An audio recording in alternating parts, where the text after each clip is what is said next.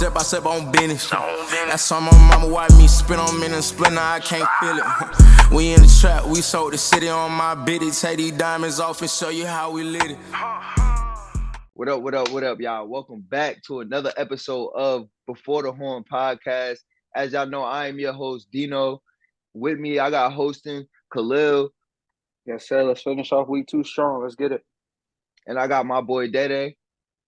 Let's go. You know what I'm saying? It's episode 4. Coming back to y'all. We got some strong topics here. Today, we're going to be talking about top 10 edge rushers going into the 2023 season, who we got in our top 10. We're gonna be ranking the NFL divisions from worst to first. So from the 8th to the toughest division in the NFL. We also gonna talk about the best player in each Power-5 conference in NCAA football. And we also got the Alabama and Ohio State QB battles, because those is pretty much the only 2 QB battles that's going on. That's huge right now. That's real pivotal. So we're going to jump right into that. Day, you want to swing us through? All right, yeah, man. Let's kick it off, man. It's pretty football heavy today in today's episode, but we're going to get through it. So for this topic, starting with the NFL, we're going to give, in our opinion, what our top 10 edge rushers in the National Football League. Edge rushers is outside linebackers or defensive ends. All right, so we're going to give our top 10, going from 10 to 1, and I will be kicking this one off. Hey, I always have the best list. Just letting y'all know that whoever out there watching, listening, just know that. Number 10, Trey Hendrickson, Cincinnati Bengals.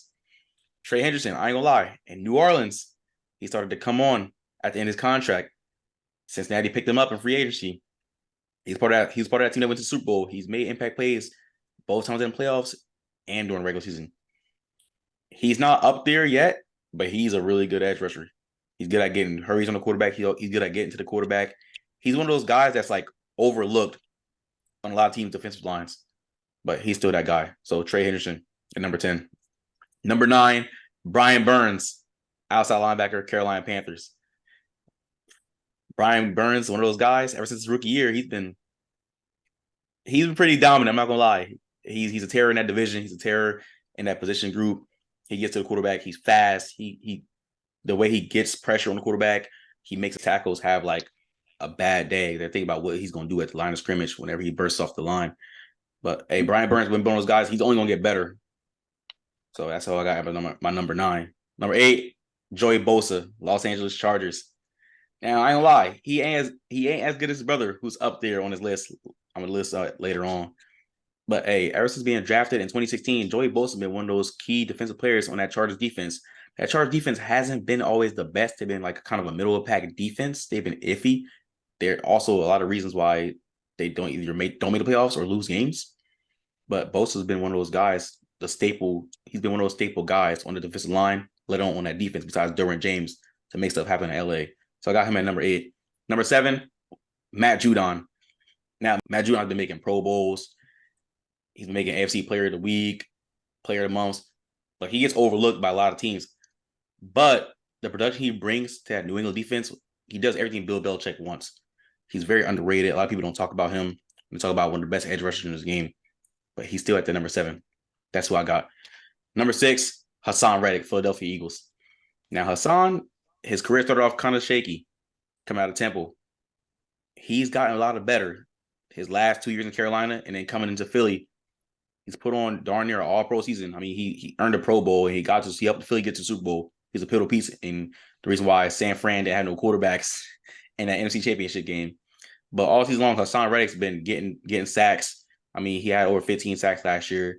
He was top 5 in sacks. He was up there in quarterback hurries and pressures. He's only gonna get better. He loves playing for the Eagles, but he's not at that top 5 yet. It's some things that just don't get him past these next 5 guys. Number 5, I got Max Crosby. Now, Max Crosby, ever since, I believe, 2020, he's one of the best at getting quarterback hurries and quarterback pressures, sacks as well. He plays in a very tough division. We have to see Justin Herbert, Patrick Mahomes, and Russell Wilson. You know, Russell Wilson isn't as elusive as he used to be, but still, Max Crosby is one of those guys. I mean, Patrick Mahomes even said it, like he loves facing Max Crosby because he gives him a challenge game in and game out whenever he faces the Raiders. All-Pro right tackle Lane Johnson even said the toughest tackle he's faced in the last couple of years has been Max Crosby. Like, he's relentless. His motor is high. He's just one of those guys that gets to the quarterback and he makes things happen on that Raiders defense. Probably one of the lone pieces on that Raiders defense, if we being real. Number 4, I got defensive end Myles Garrett, Cleveland Browns. Now, a lot of people think Myles Garrett is top 3, but I don't think he's better than the 3 guys that I'm going to list next. Myles Garrett's a very great defensive player ever since coming out of Texas A&M. He's elite, but it's just something I can't put him past these next 3 guys. Like, it's tough. Not being top 3 is mad crazy to me. I'm sorry. I couldn't keep it. Not being top 3 is mad crazy to me. But I just don't. These next that's 3 guys I'm about to say. That's your opinion. That's your opinion. These next three guys, I just think that they're slightly better or are better. At number 3, I'm just gonna say it, Micah Parsons.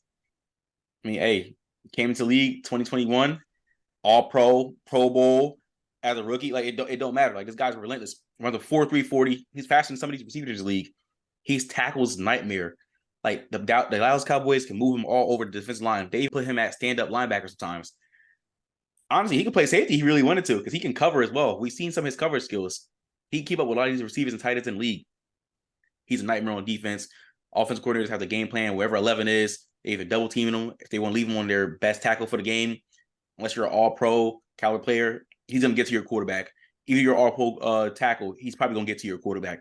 That's just how good Micah Parsons is. You got to give him respect. Even though he plays for Dallas, you have to give him that respect. That's facts. Number 2, I got Nick Bosa, San Francisco 49ers. Again, Bosa, all-pro player, Pro Bowl, played in a lot of NFC championships and playoff games. He's had that experience outright since he was a rookie. I mean, he tore his ACL during the COVID year, but after that, he bounced back like nothing happened. I mean, let's be real. Bosa's relentless. A lot of people think he's number 1, but I just got him at number 2. Bosa, he just gets to the quarterback. He makes stuff happen on defense. They move him on the left side or right side. Don't matter where he is. He makes things happen. I mean, but it's been some times where he gets shut down, but that rarely happens. I mean, we've seen it in the NFC Championship against Lane Johnson, but I'm not here to make people mad. But number 1, got TJ Watt, edge rusher, Pittsburgh Steelers. I think he's the best edge rusher in the NFL outright. I mean, I know people going to say, oh, he took a step back. Well, he was injured most of the year last year.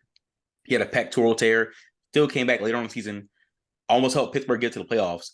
Even with a pectoral tear, he still was getting to the quarterback and being relentless. He still was making things happen on that defense. You know, Mike Tomlin loves his defense. Defense is his staple, and TJ Watt brings that. Him, Minka, a couple other guys on that defense, they make it happen for Pittsburgh, but TJ Watt is outright. I think he's the best edge rusher we have in this league. That's my top 10. That's a respectable list. I see how you rank players. I'm not mad at it, but I just see how you rank players. But I'm the real truth teller. It is going into next season, so it's going to next season, bro. TJ gonna come back and make some noise. I'm telling you, but a lot of people think Myles Garrett is number 1. They think both is number 1, but I just don't see that.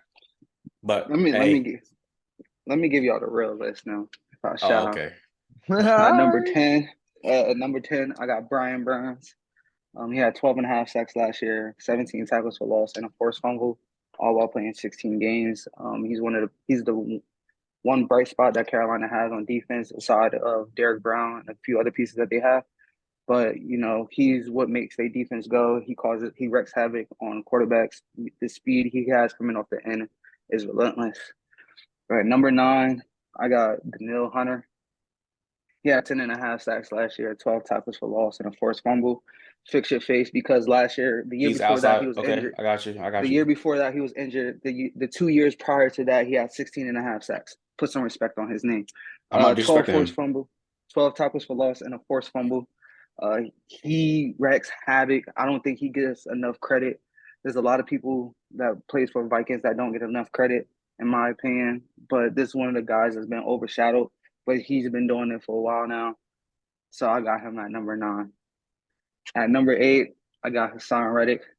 He had 16 sacks last year, 11 tackles for losses, and 5 forced fumbles in 17 games. I think he could be moved up into the top 10 if he can repeat something like this. This is the first time he done something like this.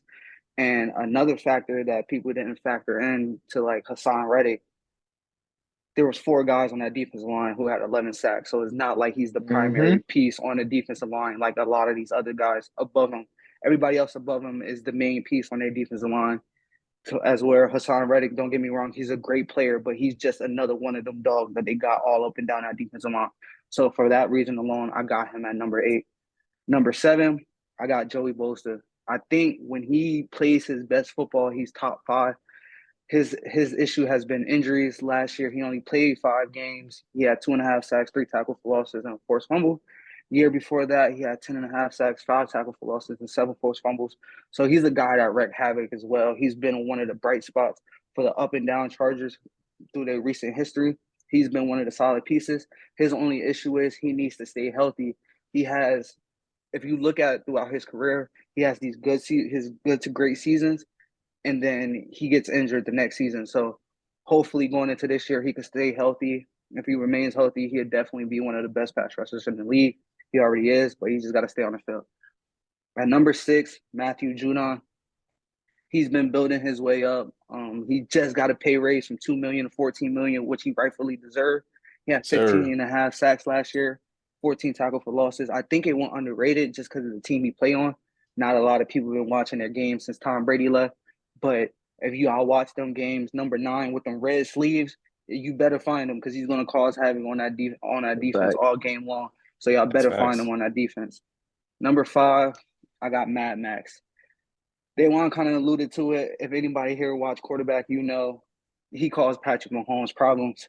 He had 12.5 sacks, 22 tackles for losses. So he's a guy that's always in the backfield. He's a game wrecker. He's a game breaker. For another team that was up and down last year, he was the one solid piece that they had on defense. He flat out just make plays. He balls. He's a dog. He just make plays. At number 4, I got TJ Watt. Wow. TJ Here Watt, we go. only So disrespectful. TJ Watt. Listen, it's not disrespectful. I ain't even mad at him. Because here's the thing. This is what we gotta factor in, right? I like what have you done for me lately? Plus your history. Your history. He's one of the best. He could be number 1, but he's been hurt, so he has to do it again. Here's my thing. This is what we had the argument with Aaron Donald and Chris Jones. When there's guys that playing on your level and above your level, and you don't play, sorry, I got to put them guys ahead of you. So for that reason alone, he's number 4. He can easily be number 1 going after this season. Because, I mean, the season before he had 22.5 sacks. I think it was either tied or a half a sack off. He was a half a sack off for the sack record. Yeah, that was 2 seasons ago. So for that alone, I'll give him number 4. But like I said, it's what have you done for me lately? And for that, number 3 is Myles Garrett.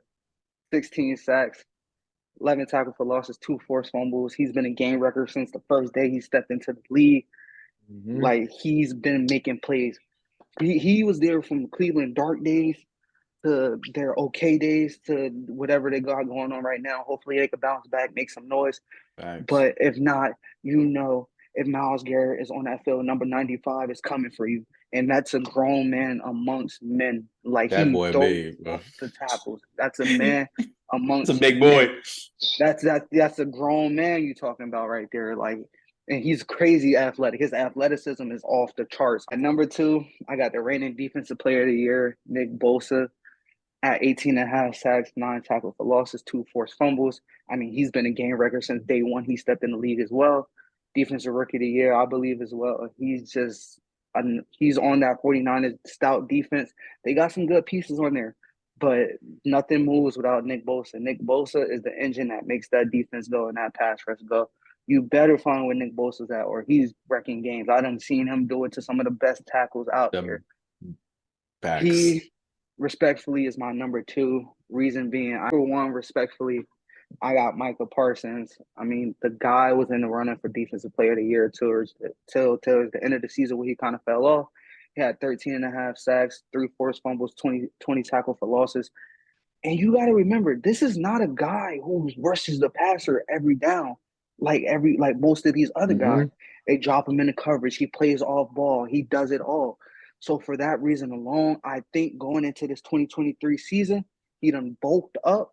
He's playing defensive. He's playing edge. He's going to be rushing the passer a lot more, not dropping the coverage as much as he has been. And that's been one of the knocks that people been saying about the DC. Stop dropping him in coverage. Because guess what?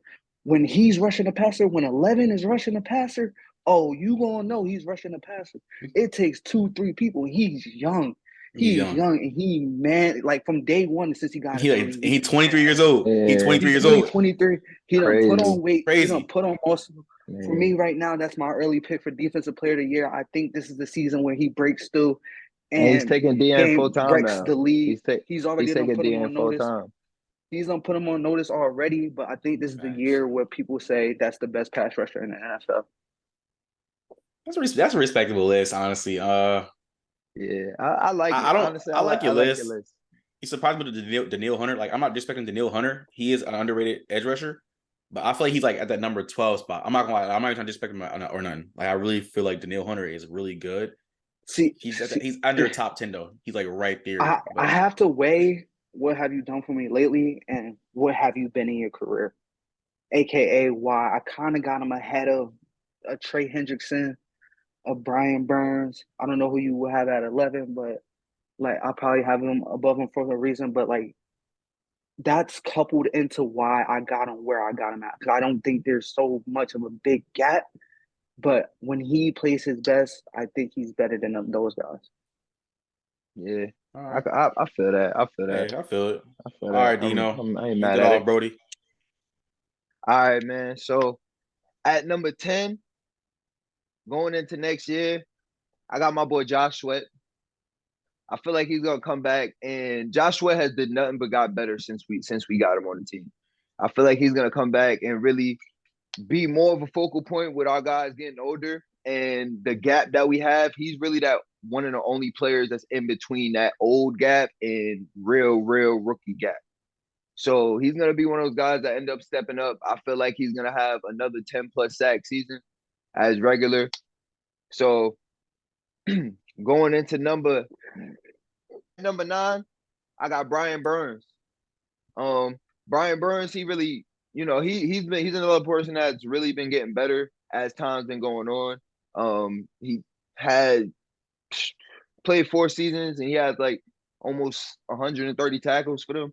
So it just showed, and each year he's had more and more sacks. So he's just gonna keep getting better. I feel like in 2023 he's gonna be their focal point, and he's gonna really be that guy to dominate the line. At number 8, I got Matt Judon. Matt Judon, he's on a team that doesn't really get a lot of notice, and I feel like that's the reason why he gets overlooked. He's on a team that's not the biggest hyped right now. They lost Brady. They got their offensive problems. They got their coaching problems. They're in one of the best divisions in football. Like they're overlooked as a team. It just so happens that he's overlooked with them. But I feel like he's just gonna keep making noise. He's getting coached by one of the best defensive coaches ever. So, I mean, he's just gonna keep getting better as time goes on, and he's just gonna keep wreaking havoc. At number 7, I got Joey Bosa for the Chargers. Joey Bosa, he had kind of a down year last year, but going into next year, I feel like he's still gonna be that guy. All y'all know, everybody knows about the Bosa brothers, but Joey has always been putting on himself.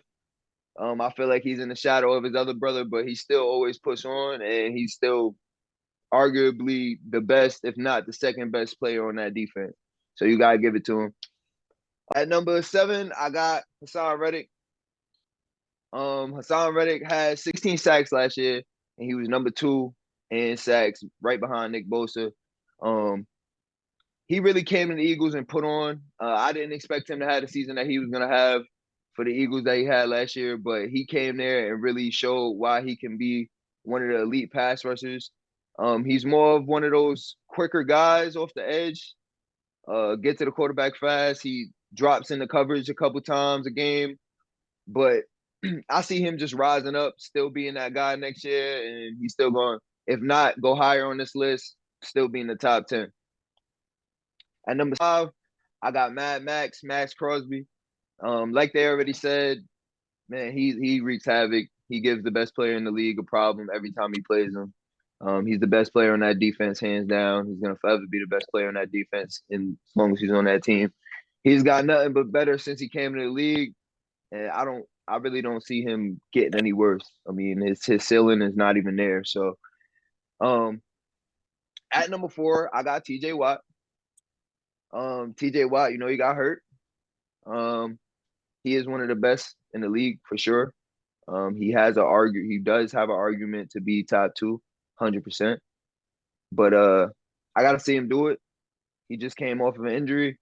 I have high hopes for him. I think that he's gonna do great. But again, coming off an injury, so you gotta break a little bit of that rust off. So that's why he's at my number 4. I will put him higher if he wasn't coming off an injury. At number 3, I got Myles Garrett.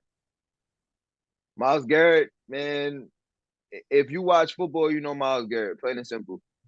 I mean, he's honestly the focal point of that Browns defense in general, and they have a pretty good D line in general, and he's the focal point.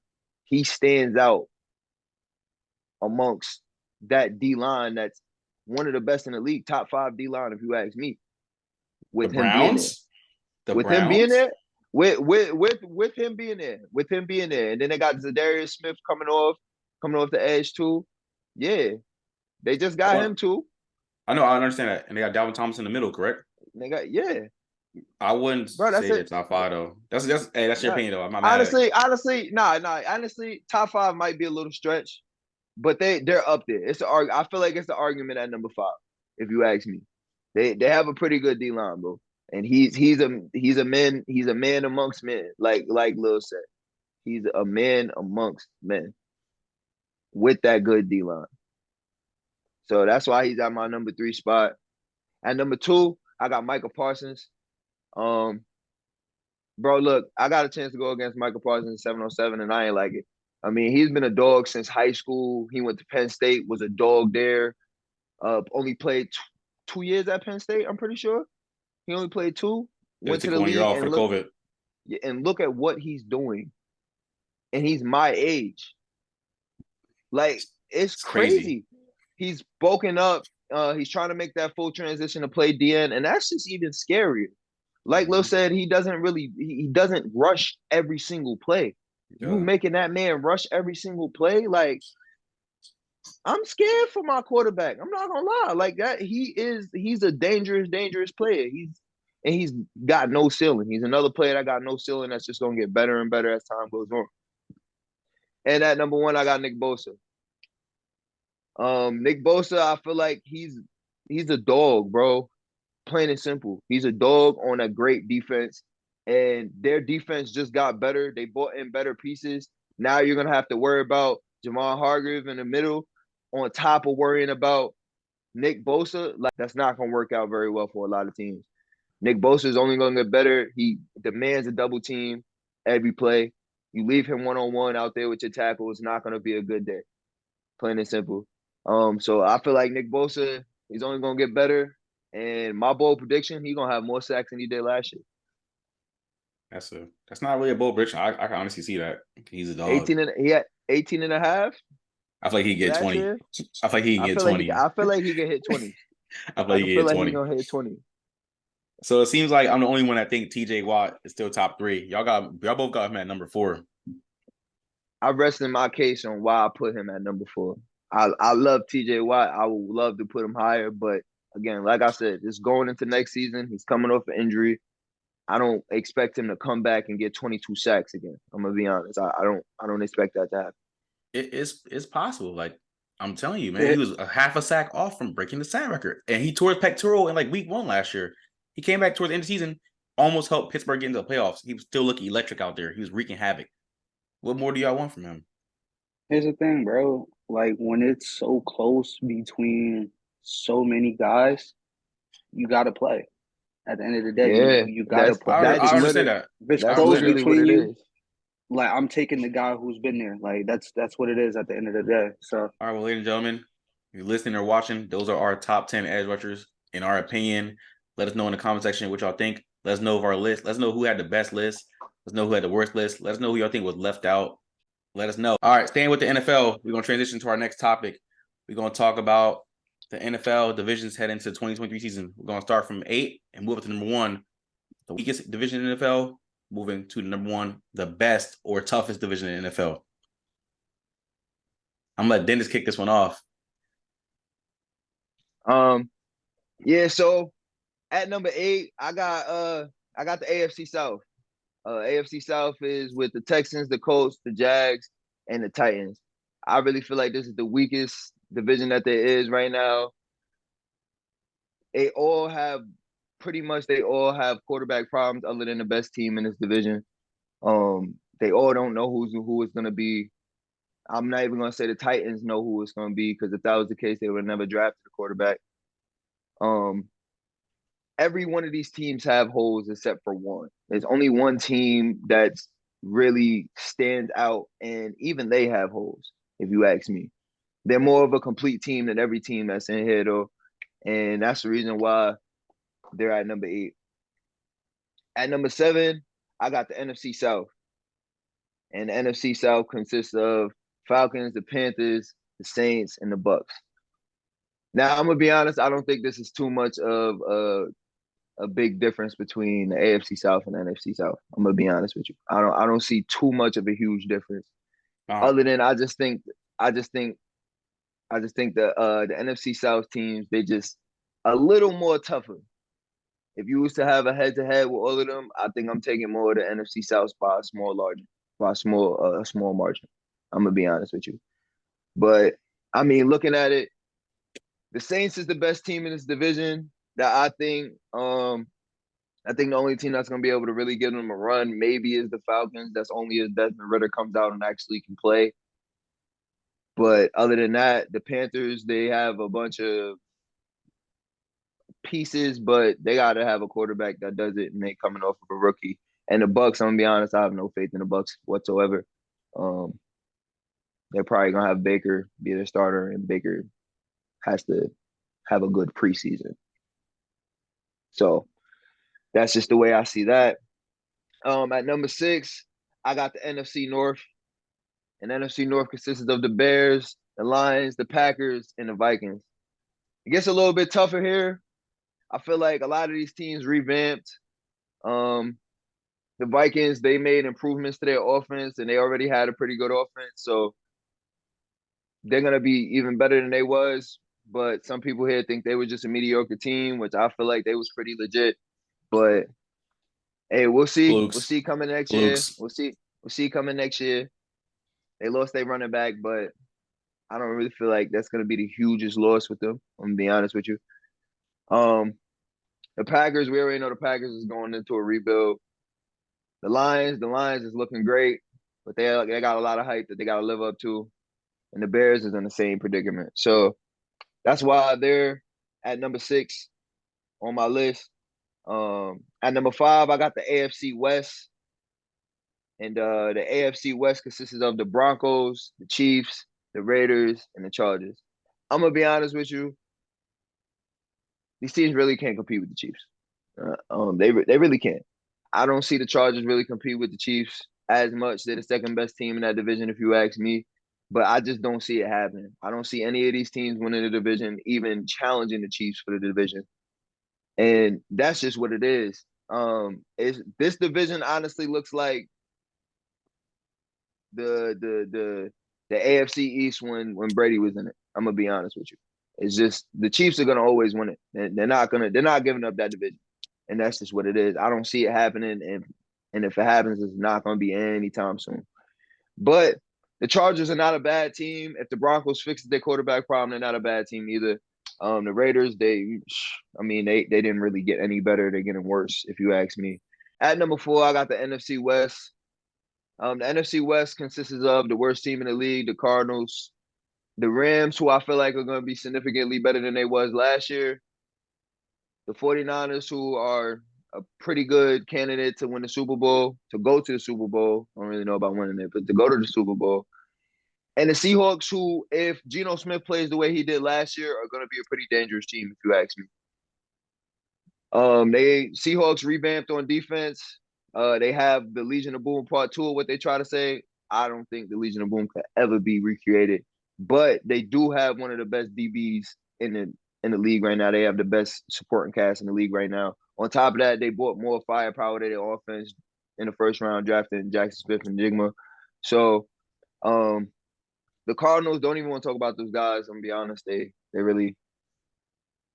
lost one of their best players to Achilles the other day, and that's just tragic because they're already terrible. We know what they are, we know what they're trying to do, but yeah. So that's who I got at number 4. At number 3, I got the NFC East, consisting of the Eagles, the Giants, the Cowboys, and the Commanders. I'm gonna be honest. I always felt like playing inside a division, it's always gonna be one of the toughest divisions in general, no matter how bad or good the team is. I'm gonna be honest with you. It's always gonna be a dogfight. The Giants could be terrible, but they're always gonna have a pretty no, not last year. They didn't have any dogfights with the Eagles last year. But years before, the Giants had dogfights with everybody even being trash. I'm gonna be honest with you. They always gave the Cowboys a run for their money. They always gave the Eagles a run for their money. Same thing with the Commanders. They actually beat the Eagles last year. So I'm gonna be honest. This division's always been tough, and they're gonna always really continue to be tough. And that's just really what it is. At number 2, I got the AFC North. AFC North consists of the Browns, Ravens, Bengals, and Steelers. It's really a toss-up between my number 1 and my number 2. Browns got a pretty good team. I feel like they're a real slept-on team. The Steelers is at the bottom of that division, if you ask me, and they have a pretty decent team, too, if you ask me. Kenny Pickett puts it together. They have a pretty good offense. The Bengals, we know who they are. They stay healthy. Joe Burrow come back. You know what I'm saying? He's going to be great, as always. And the Ravens just gave Lamar pieces. I think that was one of the most scariest things ever. I'm going to be honest with you. So that's at my number 2. At number 1, I got the AFC East, man. I've been saying it from day one. This is the toughest division in football right now. The Bills is always looking like contenders from what people say. I think they overhyped, but they always looking like contenders. The Dolphins is definitely They're looking like overrated. contenders. The Dolphins is definitely looking like contenders, especially if Tua can stay healthy. What the Jets did on this offseason is ridiculous. And as long as AR is being the AR that everybody else knows, that is one dangerous team. And the Patriots, you can just never count them out. You can never count the Patriots out. Not with Bill Belichick there, not with that defense. They're always going to give a tough game regardless. But that was my worst to first list. Lil, your turn, Brody.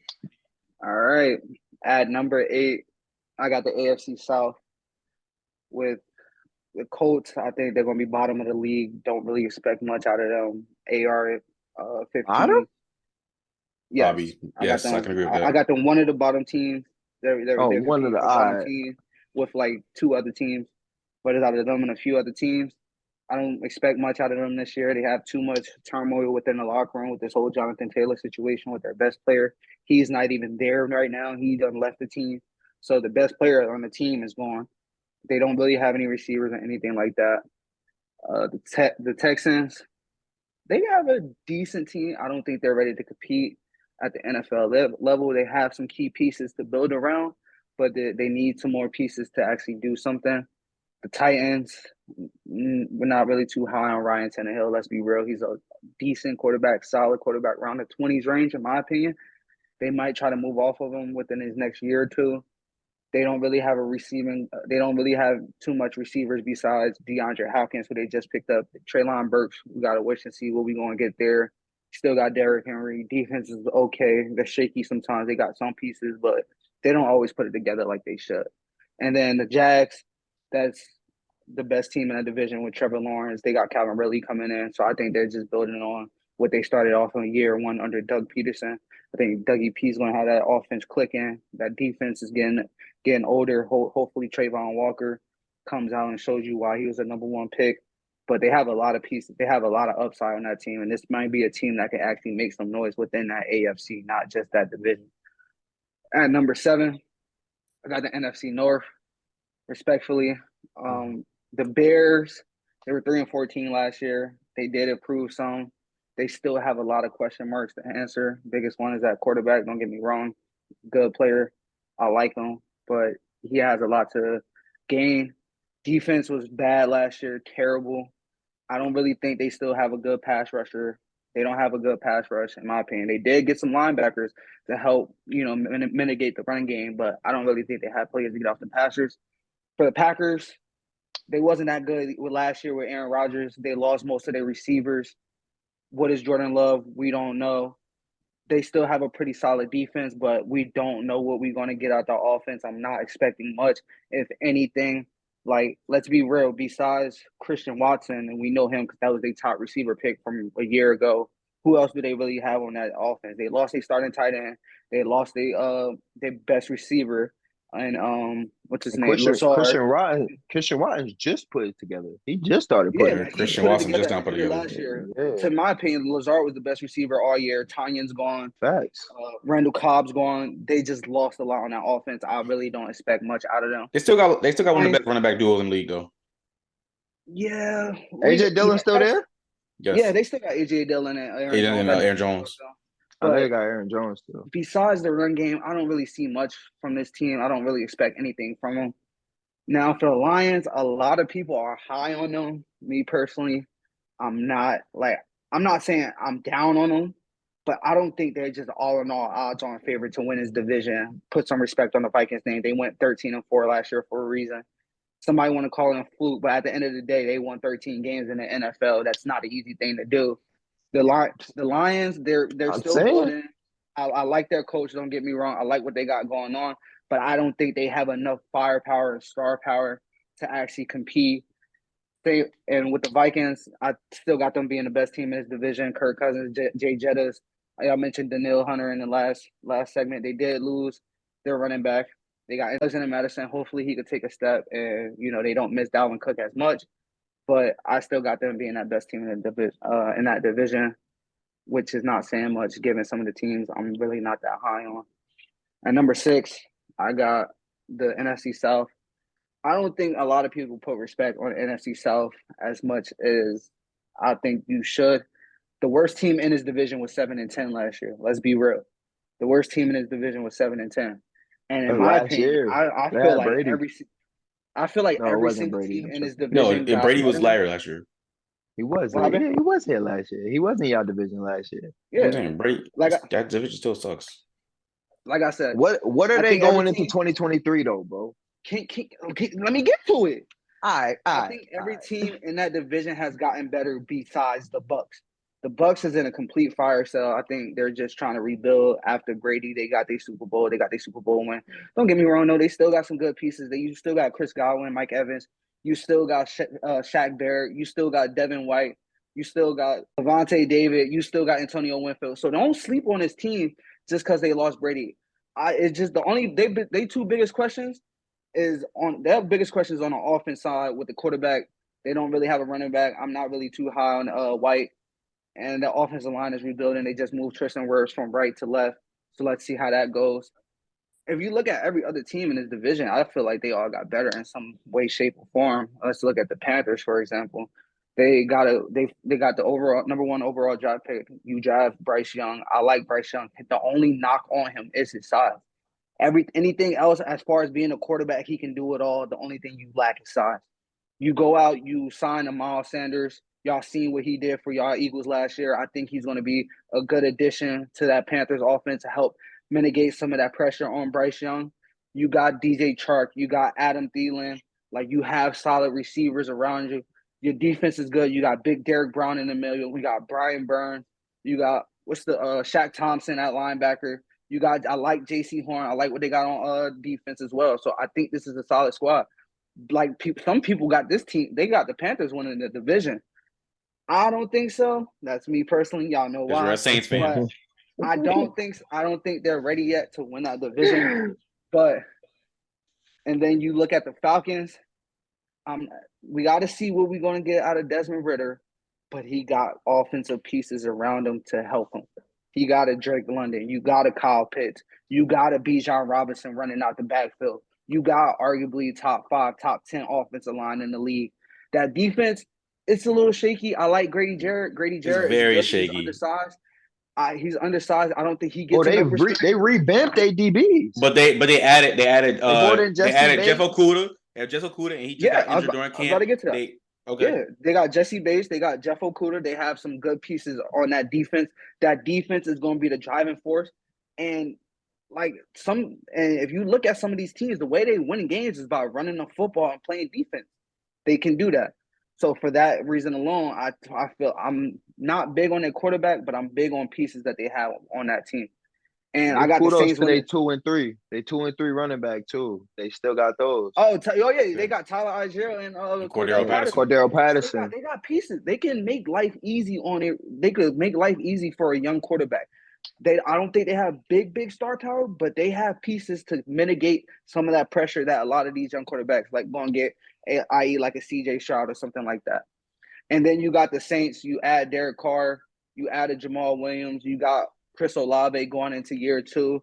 Alvin Kamara is going to be out for 3 games, but I don't think he's going to be missed for those 3 games, especially if you get another running back in there. You still got you drafted Kendre Miller. I like him coming out of TCU. Offensive line is a little shaky. They got some parts moving around, a couple battles that we got to see who win. But all in all, that's going to be a solid offense. And a Saints team has been led by their defense for the past few years. You still got Cam Jordan. You go drive Brian Brees and Isaiah Foskey to go on that D-line. Demario Davis, very underrated, underappreciated linebacker in the NFL. Y'all better put some respect on his name. Y'all got Marshawn Lattimore, everything coming out of camp. He's been having the best camp of his career. You still got Tyrann Mathieu. You got Marcus May. You got Bradley Roby, Alontae Taylor. You got a lot of young guys on that defense. I think that team's going to be led by their defense, and their offense. Their offense has some pieces I think is going to help, especially bringing in a veteran quarterback. That's why I got them at number 6. Thank you. Derek Carr sucks. Bro. Okay. Whatever you said. At number 5, I got the NFC West Cardinals. We don't have to really mention them. They're trash. I went to their practice. It looked terrible. I had to look at the roster to look at who was playing because I don't know a lot of guys that was playing. I really did not know any receivers. I had to find, damn, who they draft? Oh, yeah, they drafted a tackle. He was out there, but the offensive line still looked trash. Kyler Murray's going to be probably gone for half the season. So they're kind of in a running for Caleb Williams and being one of the worst teams in the league next year, and I think. But the Rams, I'm not too keen on the Rams. Besides Cooper Kupp, I don't really think you got much on that offense. Matt Stafford is good. I don't think he's top 10 anymore. I don't know. I got to look at the rankings. He might be, but he's pushing on the edge of it. So they don't have a good offensive line. There's too many question marks. They look like a team that's rebuilding. Besides Aaron Donald on that defense, they really don't have much on that defense either. They're a team that's on the ropes, honestly. The Seahawks, I think the only question is, can Geno Smith do it again? If Geno Smith can recapture what he had last year, I think this would be a solid team. You still got Kenneth Walker in the backfield. You go draft Zach Carbonet from UCLA. You have a 3-hitter monster receiver with JNS, DK Metcalf, and Tyler Lockett. That defense, you kind of mentioned it. They're trying to build Legion of Boom 2.0. The defensive backs are solid. And with a team like that, I don't think the Seahawks have had some solid, but they never had a great pass rush ever. Really, even when they had the Legion of Boom, they had good linebackers. You bring back Bobby Wagner. Yes, he's older, but he still is serviceable. He's still going to go out there, give you 90-plus tackles and be a game record. And then you got the 49ers. I feel like that roster up top to bottom is complete besides the one position that really matters, and that's quarterback. I'm not 100% sold on Brock Purdy. I got to see more. That I feel like even last year that team was led by the defense. I agree. Running game with Christian I don't know why people would McCaffrey, disagree with that. Shanahan, the whole 9 yards. I feel that's just a team, they're going to be good just because of the roster, but that quarterback question, they have too many questions at quarterback, and that's why I cannot put them above. I'm sold with Brock Purdy, man. I cannot put them above the AFC West at number 4. Reason being, Patrick Mahomes. We ain't got to talk about that. The Chiefs. We already know what goes on with the Chiefs and everything else. But you still got the Chargers too, and Justin Herbert. You go out, they just drafted another receiver in Quentin Johnston. You still got Keenan Allen. You got Mike Williams. You got Austin Eckler in the backfield. Like, this is going to be a solid squad. You just hired Kellen Moore as your OC. We've seen what Dallas offense was, and the only problem with that offense was what? Dak Prescott. Guess what? You put Justin Herbert in that offense, magic may happen. So we don't know what's going to happen, but that may be You got a point. You got a point. Offense that could be top 5 offense in the league this upcoming season. The Broncos, I'm not too high on Russell Wilson, but I don't think he's going to be as bad as he was last year. You go out, you bring in Sean Payton. Sean Payton is resetting that culture. You go out, you upgrade your offensive line. You did just lose 2 receivers last week. Hopefully they could replace them.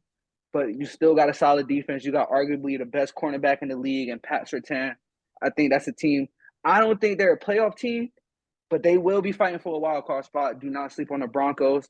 And the last team in that division, the Raiders, I'm not as down on the team as most people are. I'm more down on the coach. On a coach.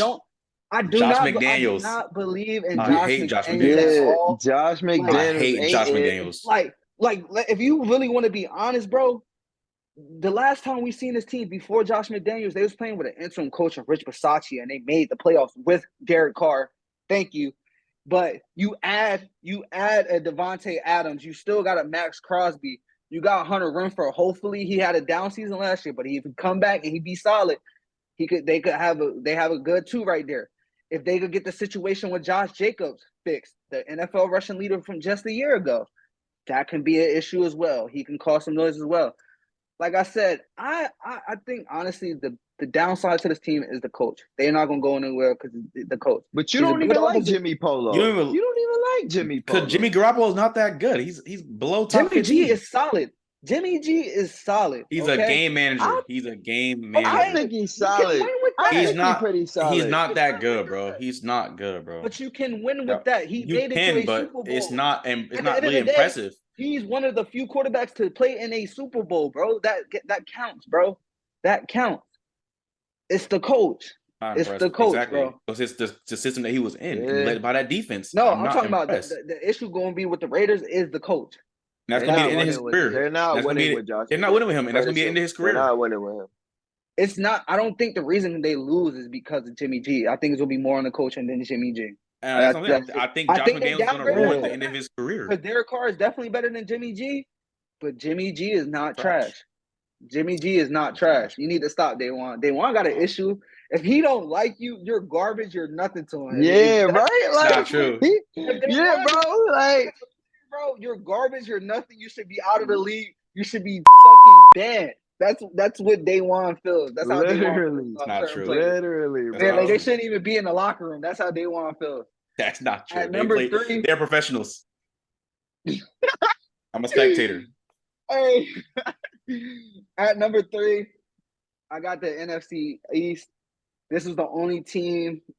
This is the only division without a team with a losing record. Their worst record in the division was 8-1. Whatever that's worth, it's not a losing record. They tied.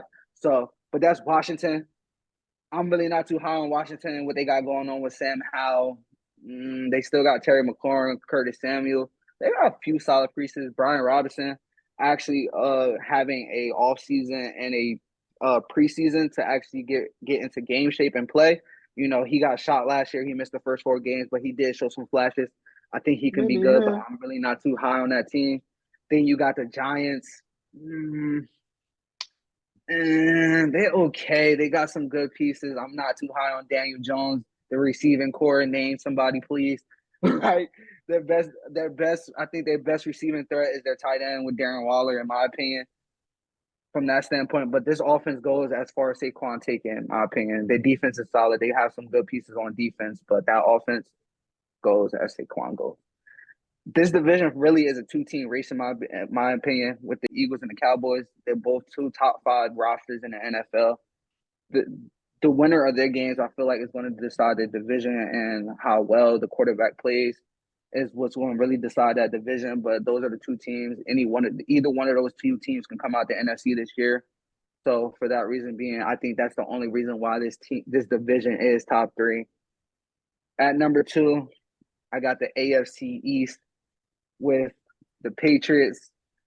The Patriots, I I think offensively they'd be better than what they had last year with that monstrosity. Defense, they'd be solid. They'd be decent. They're a respectable team within the NFL because of their coach and their culture and what else they got around it. But looking at the other teams that they got in the division, it's hard to pencil given wins. You know, it's hard to find them wins within their roster, especially when you got the Jets. They were 7-10 last year. You go out and add Aaron Rodgers. You got the offensive and defensive rookie of the year. They looking sharp in camp. You got Big Quinnen Williams. Their biggest issue is going to be their O-line. And this is probably the worst O-line that Aaron Rodgers has ever played with because in Green Bay, they always have a solid O-line. So we'll see how that goes. We'll see how that meshes well. You know, you really can't tell right now. It's camp. Everything's sunshine, roses, and peaches. You know, everything's good until everything is going to plan until you get punched in the mouth. So we see what happens when they get punched in the mouth during the regular season. I'm still up and down on the coach. I like the coach personally, but I don't know if he's a good NFL coach. I don't know if he's a winning head coach. He's a good defensive coordinator, though. All respect to him. Then you look at the Dolphins. Their only really question is, can Tua stay healthy? And that's a big question. If Tua is to stay healthy, like the speed that they got on this offense from receiver to running back is insane. Like they got a track team on their offense. Tua the defense to get them the ball. Like they almost won a playoff game. They almost won a playoff game last year. Given they was playing with a third string quarterback. Yes, given they was playing with who wasn't it wasn't Mike White, Skylar Thompson. Skylar Thompson. Skylar Thompson. Like all you have to do is get the ball into these playmakers' hands and let them make plays. I like their defense. They got some solid pieces. They just got Jalen Ramsey. He's going into December, but here come back right in time for the playoffs so they can make some noise going into the playoffs. The Bills. I'm gonna put respect on the Bills because they've been there. They've been doing this for a minute. If there's one team in the NFL that was kind of like trending in the wrong direction, is them. But I still got to respect them for what they are. They did go 13-3 last year. They still was the number 3 seed, I believe. Number 2, 3 seed. You know, it's kind of iffy with that game, you know, with Damar Hamlin and stuff like that. But that's still a good team. You still got one of the best quarterbacks in the NFL. You got one of the best receivers. Their real question is, can they run the football? If they can muster up some type of run game that doesn't involve their quarterback running the ball so much, this can be a dangerous team. But at number 1, I gotta go to AFC North. Like that's if you want to talk about a dog fight for a division, a lot of people talk about the Bengals and you know Bengals being tops in this division and the whole 9 yards.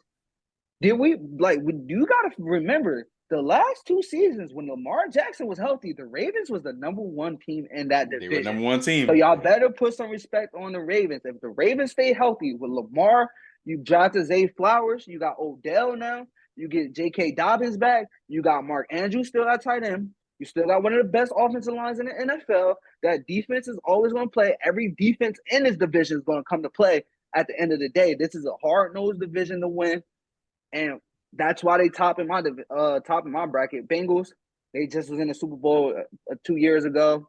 You got Joey B. He may miss a few games. They probably got the best trio receiver core in the NFL. You got Hayden Hurst. You got a Joe Mixon. Offensive line, you upgraded it, but it's something about the Cincinnati Bengals. Like this is not the first time they upgraded their offensive line, and it still hasn't panned out. Good. Like I don't know what it for real. But their offensive line just can't get it done. But you got solid players on that defense. You got Trey Hendrickson and Sam Hubbard getting after the quarterback. You did lose Jesse Bates. I think that's going to hurt some. But you still got some solid pieces to build around. The Steelers, they don't lose. They don't have a losing record at the end of the day. However good or bad you think they are, like they don't have a losing record. You know they're going to be competing. They had a chance to make the playoffs last year. Do we not realize that? Given how bad they were still in the playoff herd. They went 9-8. So y'all better put some respect on them. You know Mike Tomlin don't lose. And the team I didn't mention, the Browns, somebody in here is very high on the Browns. He has an infatuation with a quarterback. He's in love with that man. Listen, if it wasn't for Patrick Mahomes, he might say he's the best quarterback in the NFL. No, I didn't say that. No. I don't know, man. I don't know the way he's about to show y'all. I'm telling you, my boy be massaging the biceps and all. Yeah, word. Nick Chubb Making is a sure his dog. shoulder good. Word. Go ahead, bro. Nick Chubb is a dub, arguably the number one running back in the league. You got Amari Cooper at receiver. You just added Elijah Moore. You got Donovan Peoples-Jones, and you got Deshaun Watson. Playing a full season, so we don't know what to expect. We mentioned this guy in the last segment, Myles Garrett, dog, flat out dog. You go out there, you added Zadarius Smith to play opposite of him, a guy that's going to give you 10 sacks. Dalvin Tomlinson in the middle. They have a Denzel Ward on the back end.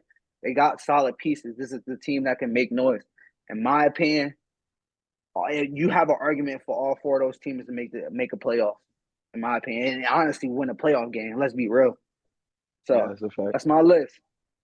Hey, honestly, I can respect that list, man. I can really respect that list. Too. Like, no cap. But I'm gonna end this one off, Call me man. the truth teller. Okay, cut the cap. I'm gonna end this one off. At number 8, I got the AFC South, got the Texans, the Jaguars, the Colts, and the Titans. This is by far the worst division. Like I said, you got 2 rookie quarterbacks, possibly a 3rd rookie quarterback if Ryan Tannehill doesn't pan out, which I think Ryan Tannehill is trash.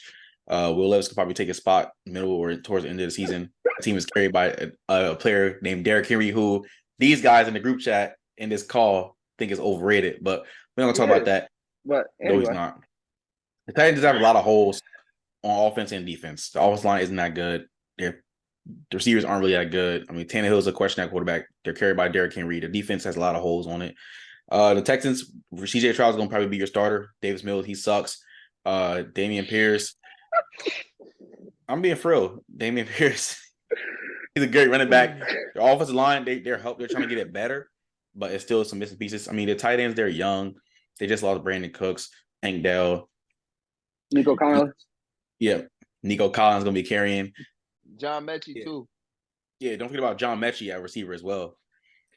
The Colts, hey, I'm gonna say if Jonathan Taylor is not playing, this team is an absolute dumpster fire. I mean, they just brought in Shane Steichen. I mean, he could develop AR-15 if AR-15 starts, which most likely he is. But I don't really trust Michael Pittman as a wide receiver 1. I mean, Alec Pierce, not that good. I mean, Paris Campbell, he's always hurt. Their offensive line is solid, and Quentin Nelson's anchoring that offensive line. But, I mean, I feel like he's wasting his time there. That defense needs help besides Shaq Leonard and a couple other pieces like DeForest Buckner and stuff. Bro, stop saying Shaq Leonard, bro. Stop saying him. He hasn't been healthy. He's still arguably a top 5. He hasn't been healthy in 2 years. Stop mentioning that guy. Anyway. If I can't mention Michael Thomas, don't mention Shaq Leonard. Bro, stop. And then you got your division winners from last year with T-Law and the Jacksonville Jaguars. I mean, Dougie P got them boys right last year. They won 9 games. People in here say, oh, they barely won 9 games, but still, they won 9 games and got in the playoffs. Then came back down from a 30-plus point deficit to beat the Chargers in the wild card round. But I think T-Law and Dougie P they're gonna get better. I mean, they just brought in Calvin Ridley, who I think is one of these most underrated wide receivers in the NFL. I wish Atlanta kept Calvin Ridley because he could also help a lot of their problems that they have over there in Atlanta right now. But he has suspended for sports betting. But besides the point, I think the Jaguars go in the division. But moving to the next division at number 7, I got the NFC South. I don't care what Khalil says in here. There's no way I'm not putting, like, honestly, just like Dino said, the AFC South and the NFC South, they're kind of like, in my opinion, like neck to neck. The NFC South is just a tad bit better, only because there's one team in here that's carrying that division. That's New Orleans Saints. They brought in Derek Carr. I think Derek Carr is barely a top 15 quarterback. Never been high on Derek Carr since like his early years. I think he's trash. Michael Thomas, we gotta see Michael Thomas where he comes back from injury. Chris Olave probably coming up to be one of the best receivers in the NFL. I'm being for real. I mean, the Saints have some pieces on offense. Alvin Kamara gonna miss 3 games, but their defense is always still gonna be top 10. Dennis Allen gonna get them boys right on defense. The Panthers, they drafted Bryce Young with their first overall pick. He's a rookie quarterback, but they lost DJ Moore. They bought in Miles Sanders, but I mean, he's Miles Sanders. I mean, he's running behind the best offensive line in football the last couple of years, but he has injury problems and consistency problems as well. They still got Terrence Marshall at receivers, but it's like they don't really have too much elsewhere. And in their defense, they have a lot of holes. Like they got Luvu at linebacker, he's straight. They got Derek Brown at defensive tackle. They also got Shaq Thompson as well. Feel me? They got J.C. Horn at corner as well. But not really see too much nothing crazy there else. I ain't gonna lie in Carolina. Atlanta now, this is a young promising team. Arthur Smith, he trying his best to get them boys right. I mean, it all depends on Desmond Ridder, though. I mean, but you got pieces around Desmond Ridder.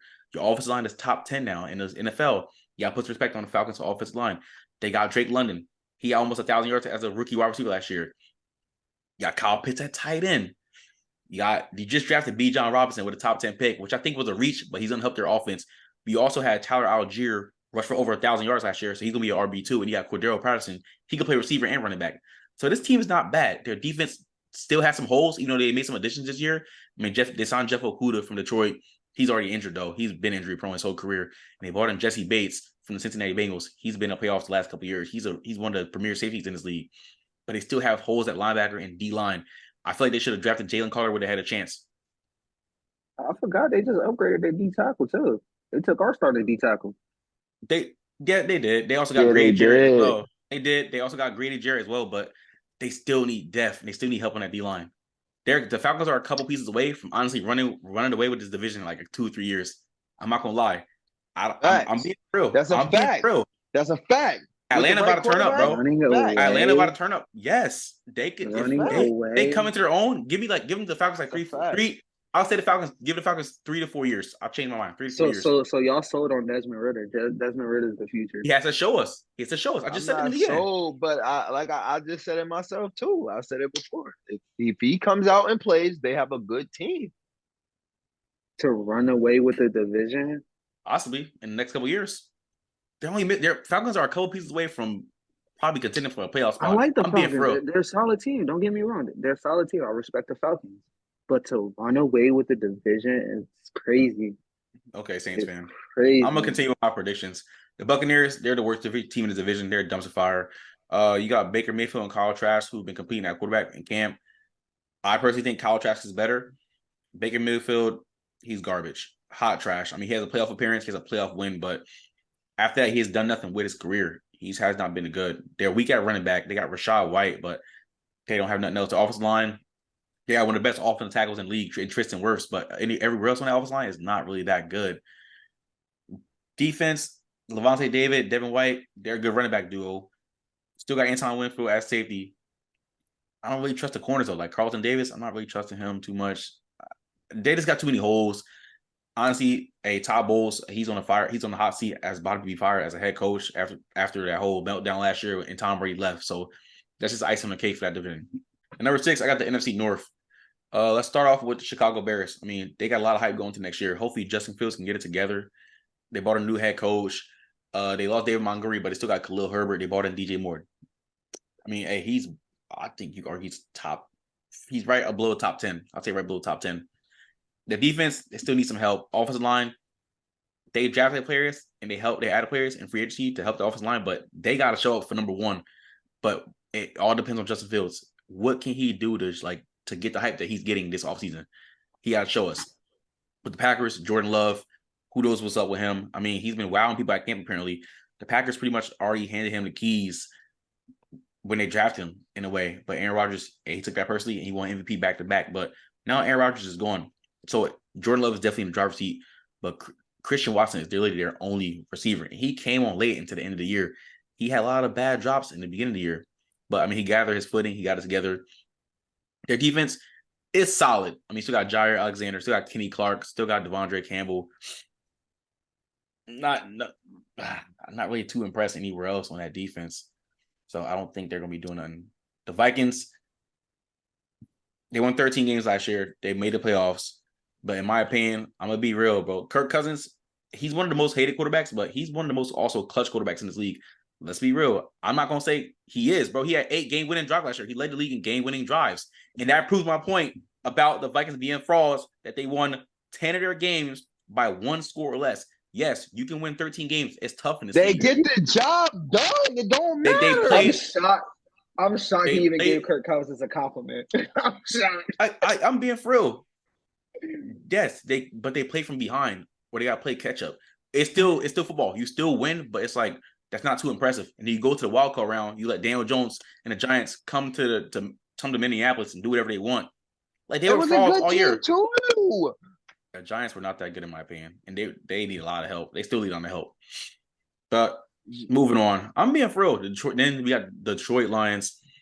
there's a lot of team like Khalil said got a lot of hype going into this next year. I mean, Jared Goff, he had a pretty good season last year.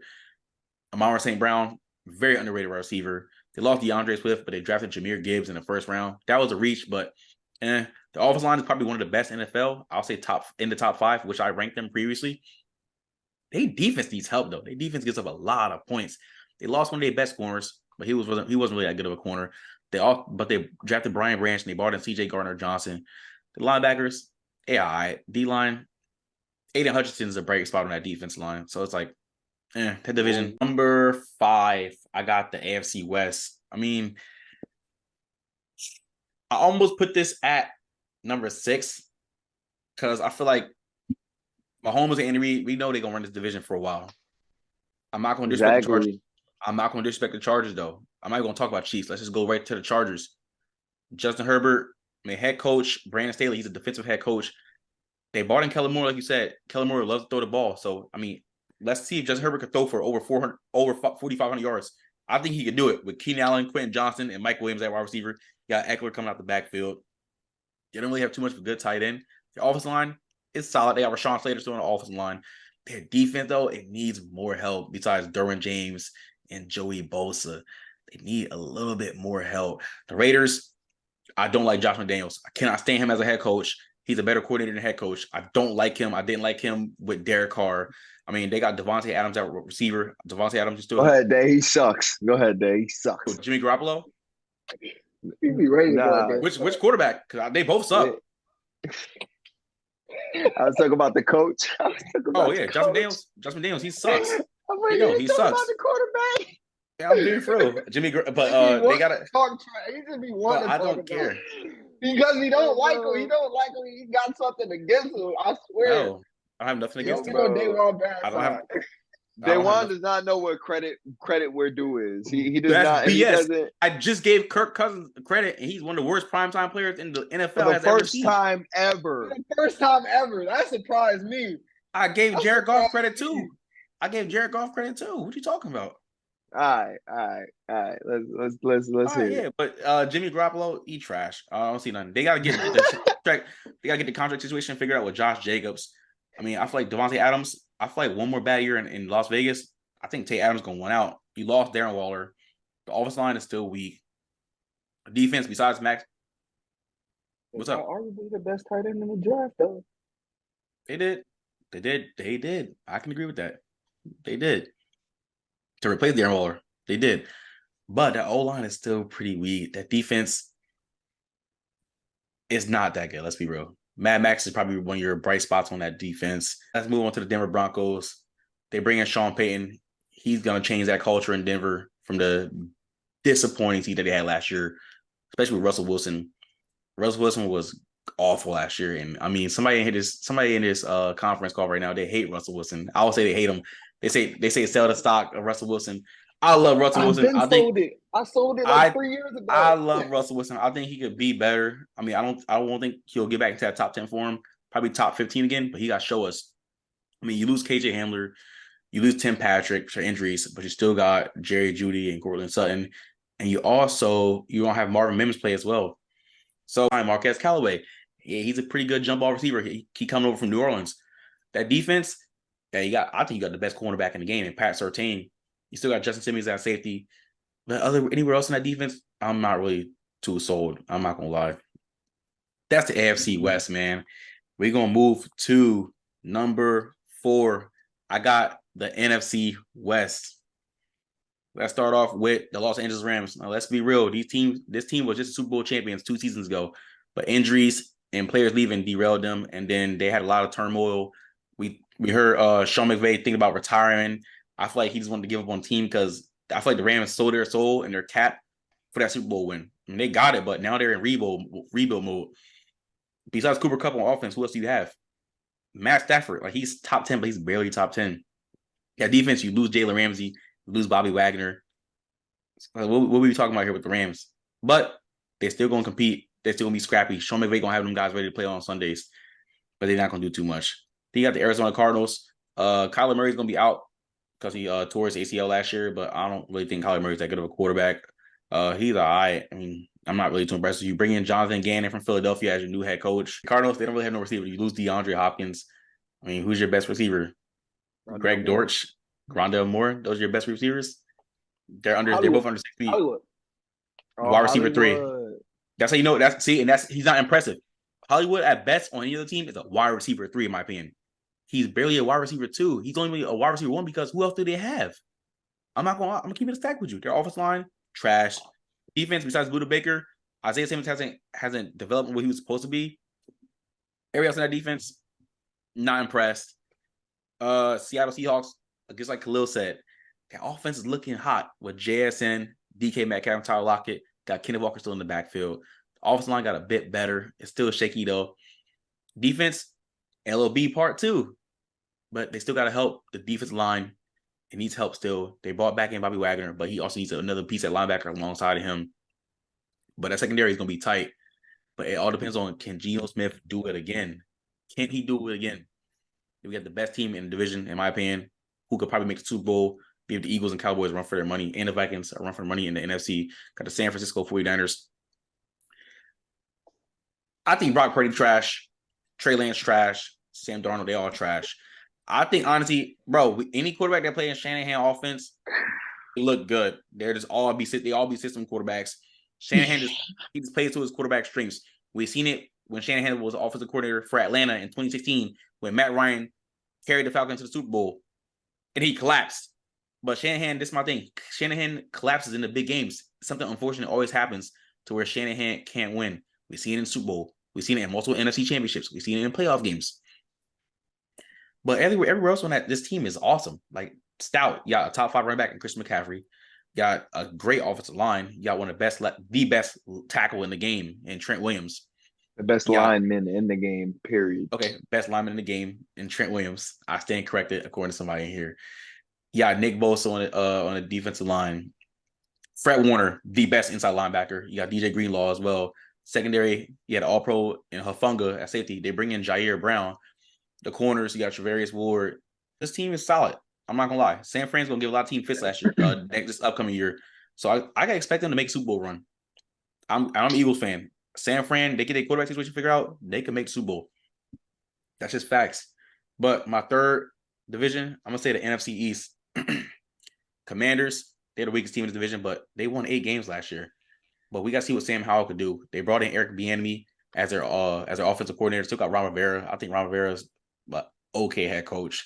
Still got Scary Terry at receiver. I think Scary Terry is a very underrated wide receiver. I feel like he's a top 10 receiver, respectfully. Antonio Gibson and Brian Robinson running back. They're a solid running back duo. We gotta see what Brian Robinson can do. The offensive line, kind of weak. Defense, that's solid. We gotta see what Chase Young can do. We gotta see what the other players can do as well. Let's talk about the Giants. Their offense is carried by Saquon Barkley. Don't care what no one says. You can't name me a wide receiver on that team that's going to really be too impressive. I think Isaiah Hodgins could take a step up, but he can break Shepard is healthy, bro. Finally. Stop. That's a question mark, though.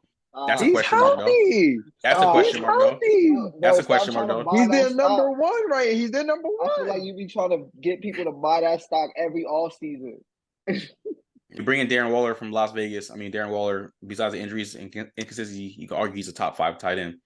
Their defense, this team was carried by the defense last year. You got Dexter Lawrence.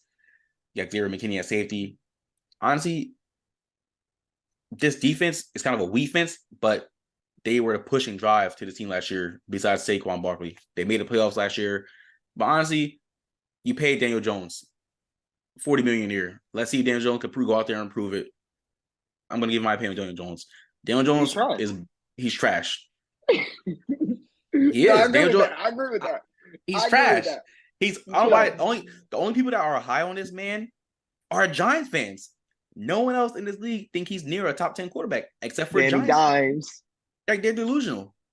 Like, they are excited about his 3,000 passing yards and 15 passing touchdowns. Yes, he ran for 700, but I mean, we got Saquon Barkley. I mean, like, I'm game planning. He protects the football. He protects the football. He just started protecting the football. Years prior, he was horrible. Exactly. So I'm not miss me with that.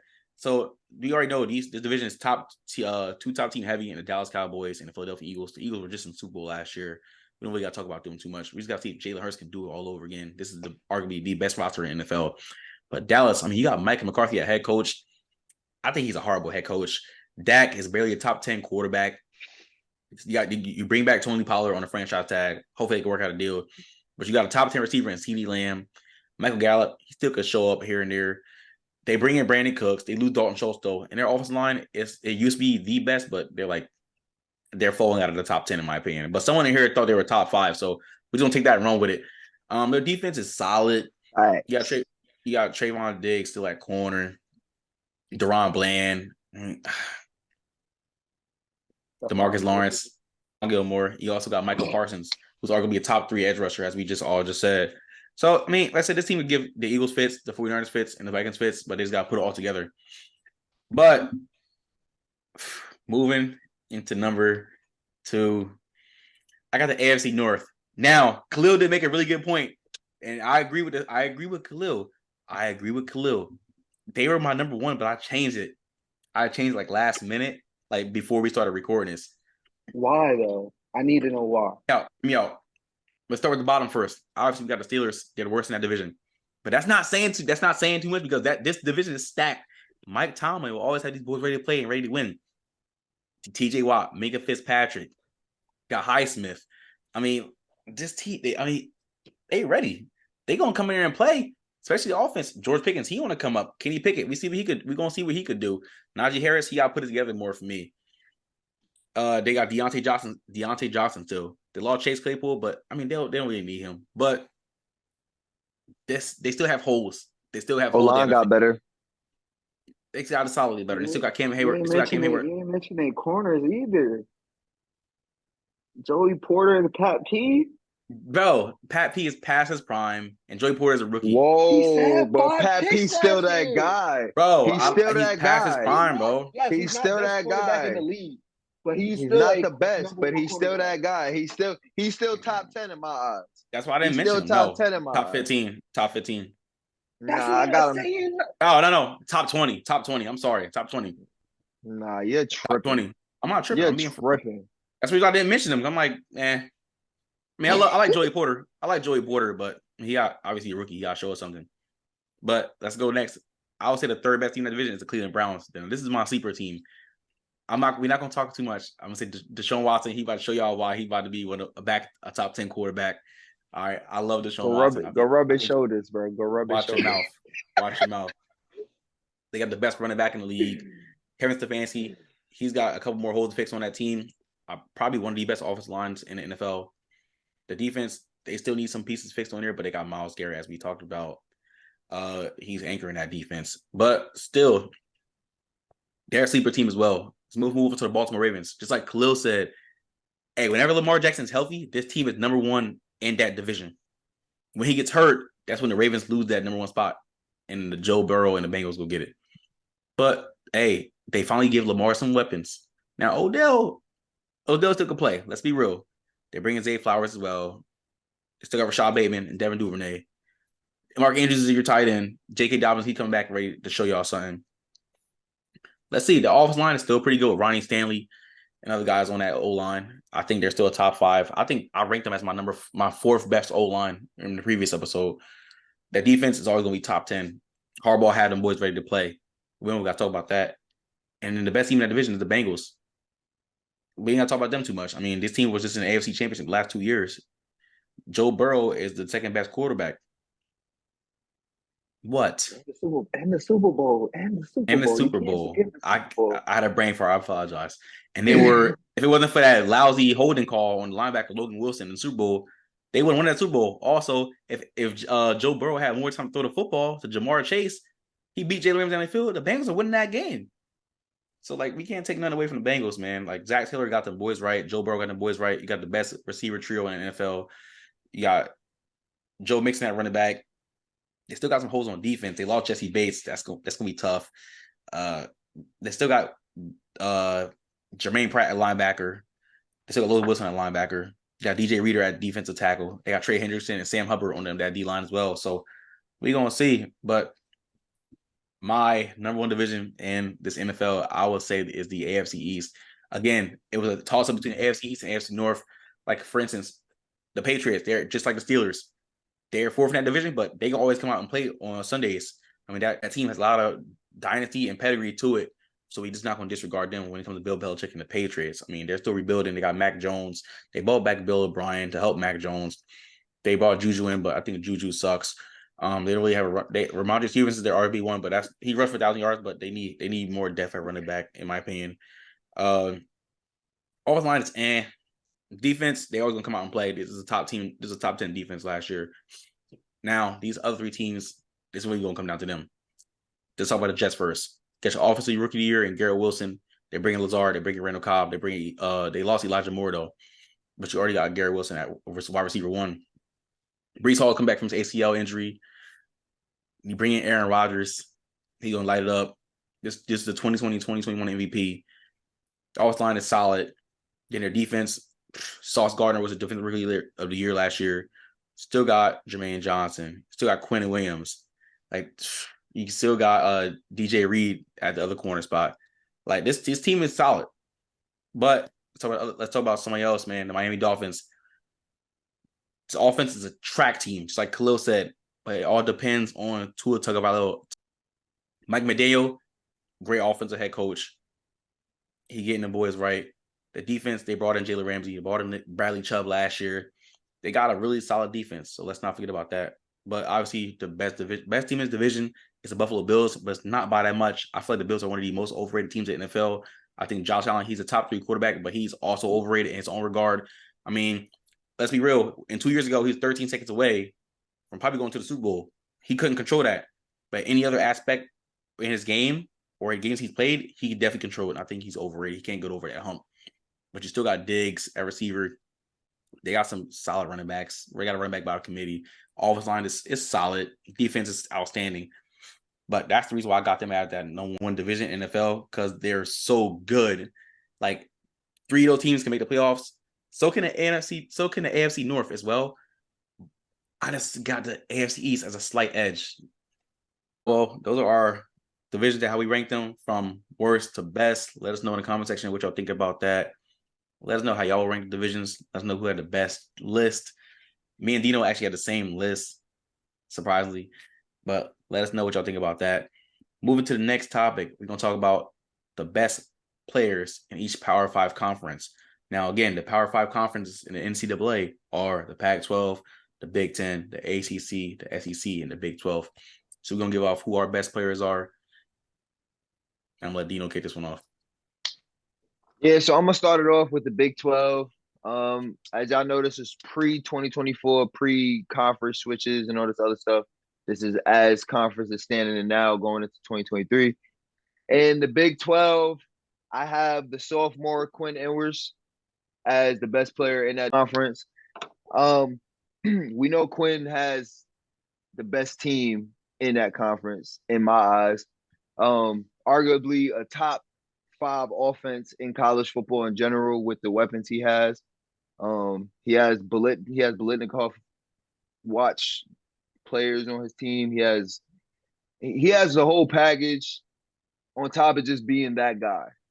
And we know what he could do. I'm going to be honest. I think for sure that they would have beat Bama if he didn't get hurt. That's in my eyes. I can agree with that. He's going to be coming back, and he's going to have a ball there. No doubt about it. I can honestly, if he doesn't enter going into next year, I could see when they go to the SEC, he's going to give the SEC some problems too. In the ACC, I got Jared Verse, DM from Florida State. Jared Verse, he's a transfer man. He jumped in the transfer portal. He actually was at UAlbany up in Albany, New York, the D1 AA school that my boy Bill go to right now. Jared Verse, man, I don't know if y'all seen film on this guy, bro. But look, talk about a top 5 defensive prospect right now. Actually, number 1 defensive prospect in the draft right now. Top 5 draft pick. That's what he's looking at. This guy's a monster. I'm gonna be honest. He's another man amongst men. I'm gonna be honest. I feel like he's gonna end up going to the league and making a immediate impact. Goes to show why I feel like he's the number 1 player in his conference. To the SEC, I got tight end Brock Bowers. Brock Bowers is another top 5 draft pick that's being looked at. Man, since freshman year, he's a dog. He's a dog. If y'all know, he go to Georgia. Man, this kid, he can't really be stopped. He was a part of that best tight end group in the nation last year, and he started over other guys who were men amongst a bunch of boys in college. So that just shows how good he is. He would have probably went to the league last year if he was eligible to leave. For the Pac-12, I got Caleb Williams. He's gonna be the number 1 pick in the draft, hands down. Heisman winner last year, looking at probably winning another Heisman if he has that great of a season again. His receiving core is stacked. His team is stacked. And yeah, Caleb Williams is just going to be that guy. And for the Big Ten, I got my only wide receiver, and that's Marvin Harrison Jr. Marvin Harrison Jr., he's one of the biggest leaps that I've ever seen a player take. For me, seeing him as a freaking high school freshman to now, like, just taking over for Jackson Smith when he got hurt last year, he really showed why he could be that guy. He's looking at being a top 3. He's looking at being the number 2 pick in the draft. I meant top 3 pick in the draft. Best wide receiver in the nation, highest grade, everything that comes with it. Man, I feel like he's just going to do even more next year. That's a solid list, man. I can't lie. Hey, I'm gonna go next, man. I'm gonna start with the Big 12 as well. I'm gonna go with Xavier Worthy, wide receiver from Texas. Now you mentioned Quentin Ewers at quarterback, but Xavier Worthy is all unanimous, all conference, he's a Biletnikoff award winner watcher. So watch him. I mean, he's been stout since he came into Texas. He's only going to keep getting better. He makes Quentin Ewers better. Let's be real. Moving on to the ACC, I had the same player that Dennis had, but I changed it. I'm gonna say Drake May. I think Drake May is the second best quarterback in this. I ain't mad at you. I think Drake May is the second best quarterback in the NCAA. He's better. He's better than Sam Howell was when he was at UNC. His tangibles are better. His overall as a quarterback, he's better. I feel like he's gonna give Florida State a run in that ACC. Better watch out. I'm just letting you know he's also a Heisman watch as well. So moving on to the SEC, I got Brock Bowers as well, Georgia tight end. Dino said, man, ever since he's a freshman, he came in and started dominating. And this is a conference, let alone a school that plays with grown-ass men, like men amongst boys. Like you play at the University of Georgia. And he had Darnell Washington as his tight end number 2. Darnell Washington is 6'7". So it's like your man, Brock Bowers, coming in immediately and making immediate impact at the University of Georgia. This team is also probably going to go back to the national championship. They're definitely going back to the CFB playoff next year. But moving on to the Pac-12, got your Heisman winner from last year, Caleb Williams, quarterback at University of Southern Cal. Caleb Williams, like Dino said, is probably going to be the number 1 overall draft pick going into the 2024 NFL draft. He started at Oklahoma with Lincoln Riley. Then he moved to USC when Lincoln Riley moved. He took Spencer Rattler's job, and he's been taking reins ever since and been a phenomenal quarterback at the University of Southern California. He transferred there. They almost got into the playoffs last year, but they lost to Utah in the Pac-12 championship. But I feel like USC, he's going to make USC a sneaky team as well. They can probably fight for a college football playoff spot. And last but not least, I got the Big Ten. Got wide receiver from Ohio State University, Marvin Harrison Jr., the best wide receiver in the NCAA. He's going to be a top 5 draft pick, in my opinion. Like, bro, I in my opinion, watching him, I'm comparing him to Julio Jones when he was in Alabama. Like, Marvin Harrison Jr. is just that dominant. And mind you, yeah, I'm not saying that. That's a hot take. That's a big comparison, bro. I don't know if the size margin matches up. But not size, but just the athleticism and his playmaking ability and what he could do, his route running and everything. I compared him to Julio Jones and Julio was at Alabama. And Julio was a dog when he was at Alabama. But Marvin Harrison Jr., again, another Biletnikoff award winner watcher. Watch out for him. Again, that's my best players in each Power-5 conference. Blue. Okay. In the Big 12, just like Dennis had, I got Quentin Ewers as well. He had 2,100 yards, over 2,100 yards, 15 touchdowns, six interceptions. we got to remember, like Dennis mentioned, he had that Bama team on the ropes until he got injured. Like we all think, I think they would have beat that Bama team if he was healthy and still in the game. And not only that, like this was supposed to be his true freshman year. He left high school a year early to go to Ohio State, but he didn't play. He was a third string. He was just on the team learning, but he didn't play. So that was really his freshman year. That was like freshman growing pains, everything new adjustment, the whole 9 yards. I think he takes a major step up this year and be the best player within the Big 12 and have a chance at the Heisman. Have an outside chance at the Heisman. In the ACC, I got linebacker from Clemson, Jeremiah Trotter Jr. Man's a dog. He played sideline to sideline. He's nasty. He had 78 tackles and 6 sacks last year. He is a game wrecker. If you watch Clemson play, he pops off your screen. That's one of the guys that you know is going to be playing on Sundays. His dad was in the NFL. He's taken right after his dad as a dog. He makes noise. Respect to who y'all pick, but I think I just got him at my number one in that conference. In the SEC, like y'all mentioned, Brock Bowers. I mean, you can say he was the best player since his true freshman year. It feels like he's been in college forever now. You look at that's what I was saying. I was like, he's still playing. That's what I was saying. He got to be a senior, right? No, that's what I'm saying. This is his junior year. He was making noise as a true freshman in the nation. I remember watching him his true freshman year, and they were like, "You guys realize like he's still in college for 2 more years. He's going to be making noise in college for 2 more years, right? Like he's the next great tight end in the NFL, in my opinion. It's just a matter of time before he gets there. He has 1 more year, and then he's automatically first-round draft pick, may even be top 10, depending on how things fall. At number 4, Caleb Williams. I mean, he won a Heisman last year. A Heisman winner, threw for over 4,500 yards, had 42 touchdowns. Pac, right? Pac-12. Yeah. Pac-12. Yeah, Pac-12. I'm sorry. Threw for 42 touchdowns, only 5 interceptions. Also added over 300 yards with his legs and another 10 touchdowns. He gives you the whole package as a quarterback, from throwing the ball to running with the football. He's just a dog. He's a playmaker.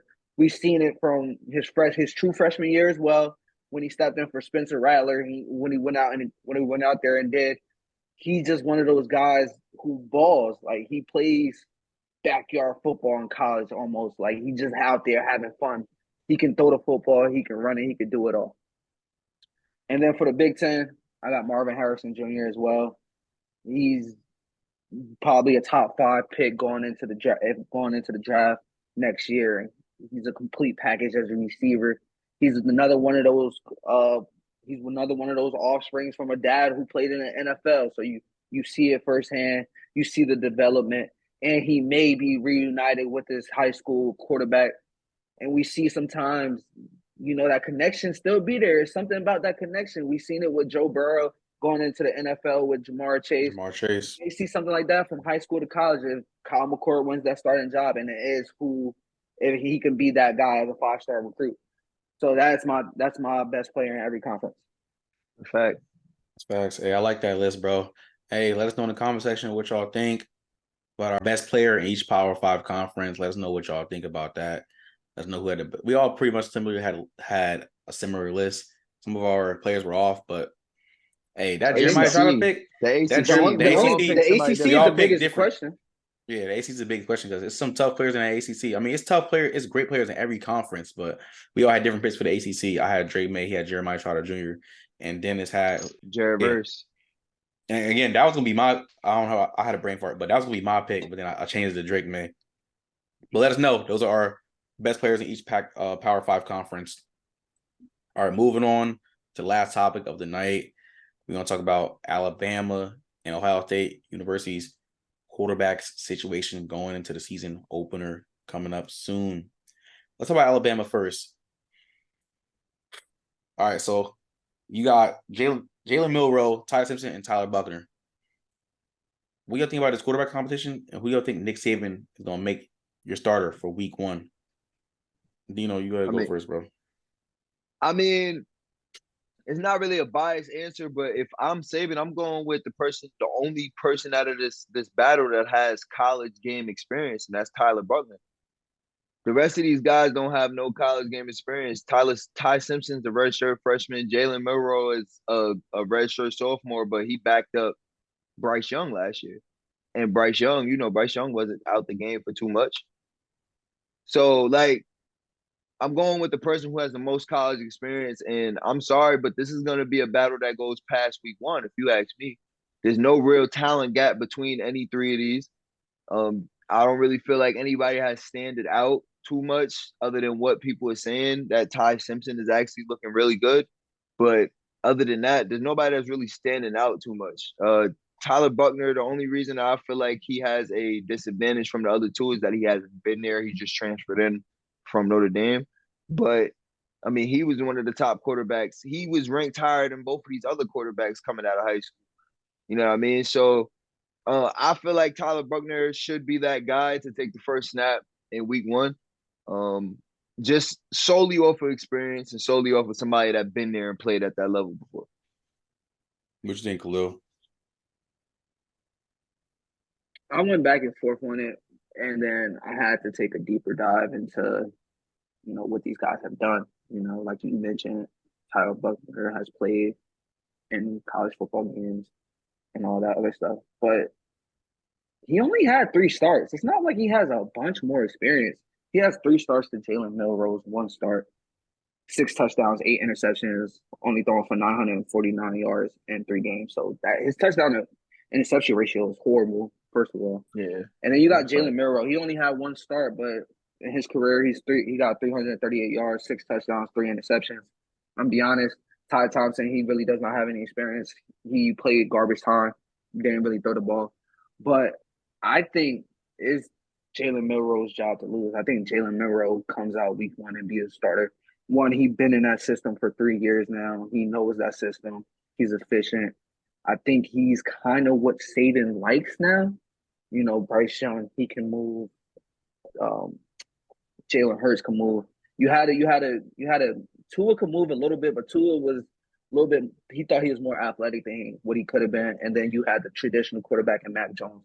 But I mean, I think Bama is in a situation they haven't been in a very long time, given who the 4 quarterbacks they had before this are all NFL quarterbacks, starting NFL quarterbacks. So this is unprecedented waters, but I think Jalen Milroe comes out week 1 as the starting quarterback. I did the same thing. I dove a little bit. I had my initial decision. Then I did a little bit more research. You look at Tyler Buckner. He transferred from Notre Dame. Ty Simpson. I mean, he has no experience. I mean, he's probably an odd man out. Jalen Milroe, I mean, he turns the ball over when he was playing. His arm is kind of weak as well, but I feel like you could get that better. I feel like you said, Nick Saban likes quarterback that can move. So I'm gonna go with Jalen Milroe. I mean, he's backed up Bryce Young. He's been at system for 3 years, like Khalil said. I feel like it's his job to lose. I personally, I don't think he's that much better than Buckner, but honestly, he's an electric playmaker. He has to get his passing better and limit his turnovers. But when you got Nick Saban as your head coach, that can be fixed. And like that Alabama coaching tree, that they could help Jalen Milroe get better. But I just like Dino says, well, this could go past week 1 because if one player doesn't perform well, I feel like Saban will be like, all right, next man up. Nick Saban is very thin on patience. He's ready to win. Like he just saw Georgia win back to back, and a lot of people are questioning: is Georgia going to be what Alabama was in the 2010s? We don't know. But I got Jalen Milroe as my pick. What's up? Question: could this be one of those quarterback battles, kind of like Michigan was a few years ago? I think last year or 2 years ago, where you did not have a week 1 quarterback. You threw one out there week 1, you threw another one out there week 2, and let them earn a job that way. Because I think this is kind of the issue. This is kind of the issue with college football. They don't have scrimmages. They don't have a preseason. So, you kind of got to throw that dog out to the fire. Could you see a situation like that happening? Here's the thing. I'm gonna be honest. When that battle happened, I really felt like that was not a real smart move to do. I mean, y'all didn't play too many y'all didn't play 2 tough teams, but I just don't like it, especially in the SEC. I don't like it. I feel like Saban's too smart of a coach not to do that. I feel like he's gonna get a job to somebody and he's gonna give it to them till like I said, he loses his patience with him. I think the only thing is though with college is like it's not like you jump right into the SEC. You jump into like your out of conference schedule games. I mean, I think they Well, I do probably mean, have Texas. I think they do have Texas week 2, so that'd probably be an issue there. But for most of these teams, they usually start off with trash games anyway, and then they figure out who they got in Yeah. by conference play. Like they don't start conference play till like the fourth game of the season most times. So yeah, that's what I Well, think. yeah. yeah. They I play mean, middle. They play Middle Tennessee week 1, and then they they played play them week 1. Texas. So yeah, I mean, we gonna see when they play Middle Tennessee week 1, but I can agree with Dino. I didn't like that. So I mean, it could be like that, but I hope it don't get to that point. But let's move on to Ohio State University. We got Kyle McCord and Devin Brown. Let's talk about this. Who do you think Ryan Day gonna go with week 1? Let Dino kick this one off. I think Kyle McCord is gonna run away with it. From the sources I've been hearing, that it's really a real back and forth battle between those two, coming from players and coaches.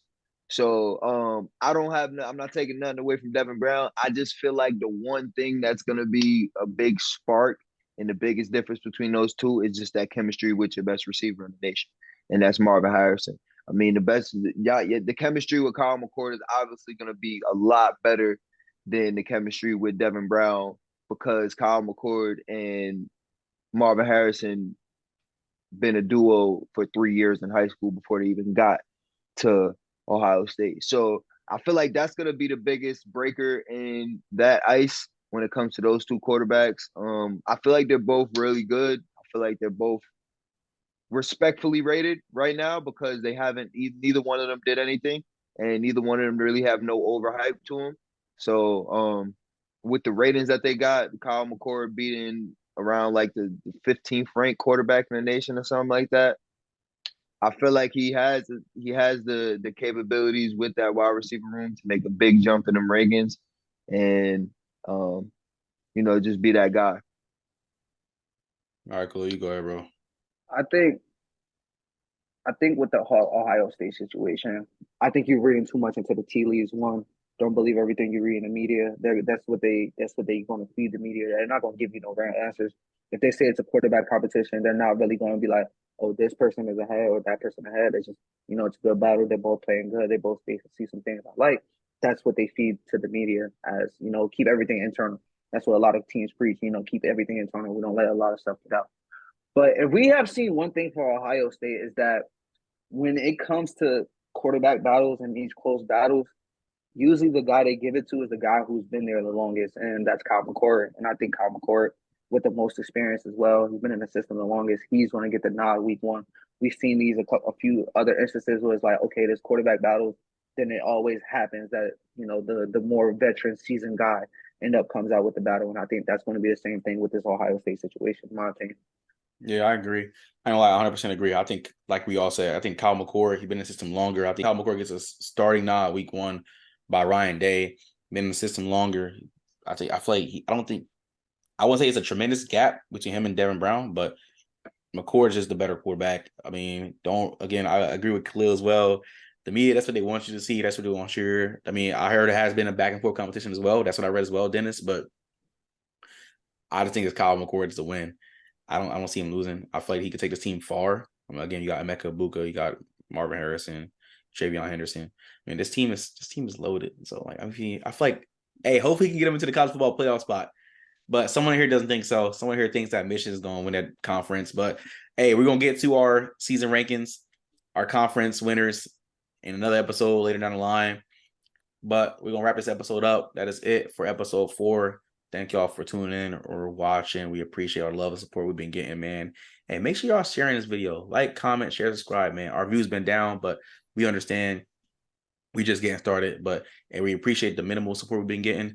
We know we're going to grow into a big page, but we can't do that without y'all. Yeah, guys. So as little as $2 a month, you guys can join our Patreon and do your part in supporting us. We are self-funded, so meaning we have regular jobs, we work 9 to 5s, and we do this in our free time to bring this content to y'all to make sure everything goes the right way. On top of that, if you want to interact with us personally, Patreon is the best way to go to do that. So Patreon is a great way to get discounts on merch when we drop them, and on top of that, to get free merch. And we just appreciate every type of love that you guys can bring to us, and any support that you guys giving. We appreciate it all. Yes, sir. We appreciate the love that we be getting. Follow us on Instagram, TikTok. Subscribe to us on YouTube, Before the Horn Podcast, Before the Horn Pod, on TikTok, on Twitter. We appreciate the love and support. We appreciate the feedback that we be getting.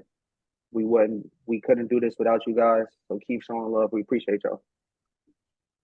All right, man. Hey, follow our personal Instagrams. It will be down in the description box. They are also on the screen right now. Again, follow our socials.